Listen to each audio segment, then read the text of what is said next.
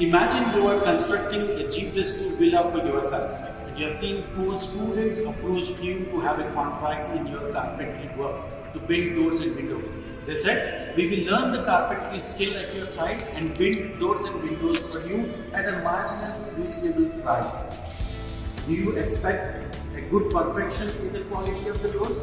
Do you give this contract to these unskilled professionals? Absolutely no. Hello everyone, this is Ejaz. I am talking to you from Full Stack Academy, an IT industry having their multi-million-dollar projects at their places. They will also look for a skilled candidates to get hired in their companies on high-paying jobs. They wanted a candidate who are coming from a college to have the necessary skills to get a job. Here at Full Stack Academy at Gachibowli, we are launching the training technology courses in MERN Full Stack Development, AWS and DevOps Technology, Azure and Azure DevOps Technology with industry subject matter experts.